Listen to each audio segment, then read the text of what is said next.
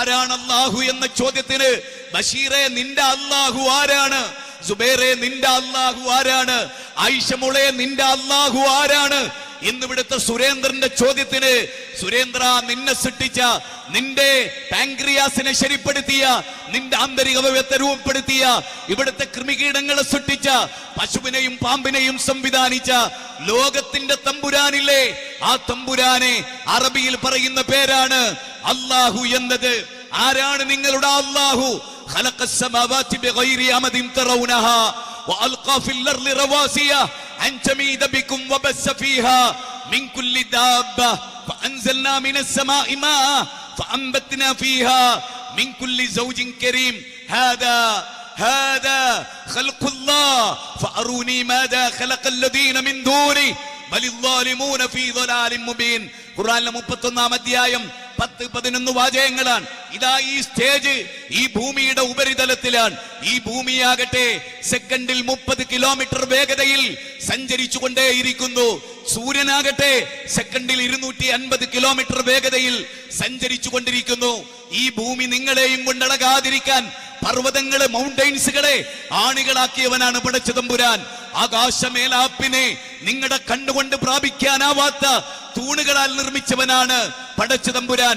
എന്റെ പ്രിയപ്പെട്ട ബാല, എന്റെ പ്രിയപ്പെട്ട സുരേന്ദ്ര, ശ്രീരാമൻ ജനിക്കുന്നതിന് മുമ്പ്, ശ്രീകൃഷ്ണൻ ജനിക്കുന്നതിന് മുമ്പ്, ദേവകിയുടെ 8ാമത്തെ പുത്രനായി ശ്രീകൃഷ്ണൻ ജനിക്കുന്നതിന് മുമ്പ്, യേശുക്രിസ്തു ആ കന്യാമറിയമിന്റെ പുത്രനായി ജനിക്കുന്നതിന് മുമ്പ്, ആമിനയുടെ മകൻ അബ്ദുള്ളയുടെയും ദമ്പതികളുടെ മകൻ മുഹമ്മദ് നബി സല്ലല്ലാഹു അലൈഹി വസല്ലം ജനിക്കുന്നതിന് മുമ്പ്, ക്ഷേത്രങ്ങളില്ലാത്ത, ചർച്ചുകളില്ലാത്ത, സിനഗോഗുകളില്ലാത്ത, പള്ളിമിനാരങ്ങളില്ലാത്ത കാലത്ത്, മനുഷ്യനില്ലാത്ത കാലത്ത്, അന്ന് രാവുണ്ടായിരുന്നെങ്കിൽ, പകലുണ്ടായിരുന്നെങ്കിൽ, സൂര്യനുണ്ടായിരുന്നെങ്കിൽ, ചന്ദ്രനുണ്ടായിരുന്നെങ്കിൽ, ഗർജിക്കുന്ന സിംഹങ്ങൾ ഉണ്ടായിരുന്നെങ്കിൽ, ചിഹ്നം വിളിക്കുന്ന ആനകൾ ഉണ്ടായിരുന്നെങ്കിൽ, ആകാശത്തിന്റെ അനന്തതയിൽ വട്ടമിട്ട് പറക്കുന്ന പറവകൾ ഉണ്ടായിരുന്നെങ്കിൽ, എന്റെ പ്രിയപ്പെട്ട ക്രൈസ്തവരെ, അതിനെ സംവിധാനിച്ചവനെയാണ് ലോകത്തിന്റെ തമ്പുരാൻ എന്ന് പറയുന്നത്.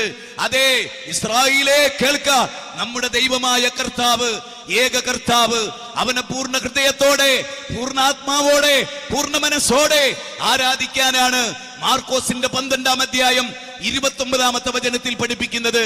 മിസ്രിം ദേശത്തു നിന്നും, അടിമഭവനത്തിൽ നിന്നും നിന്നെ കൊണ്ടുവന്നവനായ ഞാനാകുന്നു നിന്റെ കർത്താവ്. മേലെ സ്വർഗത്തിലെങ്കിലും താഴെ ഭൂമിയിലെങ്കിലും വെള്ളത്തിനടിയിലെങ്കിലും ഒന്നിന്റെയും പ്രതിമാരുത് എന്ന് അവിടെ പുറപ്പാടിൽ പഠിപ്പിക്കുന്നു. 1 മുതൽ 20-ാം അധ്യായത്തിന്റെ 1 മുതൽ 6 വരെ ഉള്ള വചനങ്ങളിൽ ദൈവത്തിന് പ്രതിമയില്ലെന്ന് യജുർവേദത്തിന്റെ 32-ാം അധ്യായം 3-ാമത്തെ വചനത്തിൽ പഠിപ്പിക്കുന്നു.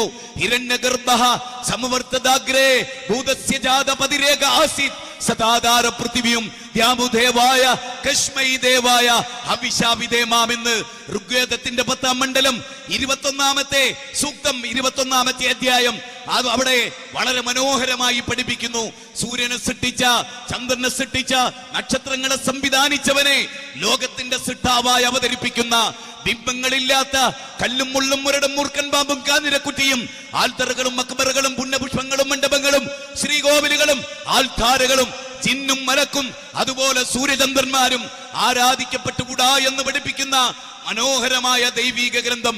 അലംതറ അന്നല്ലാഹ യസ്ജുദു ലഹു മൻ ഫിസ് സമാവാതി വമൻ ഫിൽ അർദ് വശംസു വൽ ഖമറു വൻ നുജൂമു വൽ ജിബാലു വസ്സജർ വദ്ദവാബ് വകസീറും മിനൻ നാസ്. ഖുർആനിലെ 22-ാം അധ്യായം 18-ാമത്തെ വചനമാണ്. അവർ കാണുന്നില്ലേ ആകാശഭൂമികൾ ആ ദൈവത്തിന് ആരാധന നടത്തുന്നു എന്ന്? അവർ കാണുന്നില്ലേ സൂര്യചന്ദ്രന്മാർ ദൈവത്തിന് സാഷ്ടാംഗം പ്രണമിക്കൂ എന്ന്? അവർ കാണുന്നില്ലേ വൃക്ഷലതാദികൾ ആ ദൈവത്തിന്റെ മുമ്പിൽ സുജൂദ് ചെയ്യുന്നത്? അവർ കാണുന്നില്ലേ നക്ഷത്രങ്ങൾ അവന്റെ മുമ്പിൽ സുജൂദ് ചെയ്യുന്നത്? അവർ അറിയുന്നില്ലേ? എന്നിട്ടും മനുഷ്യരെ, സൂര്യചന്ദ്രന്മാരെ നിങ്ങൾ ആരാധിക്കുകയോ? സൂര്യൻ ആരാധിക്കുന്ന ദൈവമുണ്ടായിരിക്കെ സൂര്യൻ കെട്ടടങ്ങി നശിക്കുമെങ്കിൽ, സൂര്യൻ തകരുമെങ്കിൽ, ഈ പ്രപഞ്ചത്തിനൊരു നാശമുണ്ടെങ്കിൽ, നാശമില്ലാത്ത എന്നും നിലനിൽക്കുന്ന ദീദീപികനായ ഹിരണ്യഗർഭനായ വിരാട് പുരുഷനായ യഹോവയായ പടച്ച തമ്പുരാനായ റബ്ബുൽ ആലമീനെ ആരാധിക്കുന്നതിന് വേണ്ടിയാണ് ലോകത്ത് പ്രശ്നപരിഹാരങ്ങളുടെ മുഖ്യമായ അജണ്ട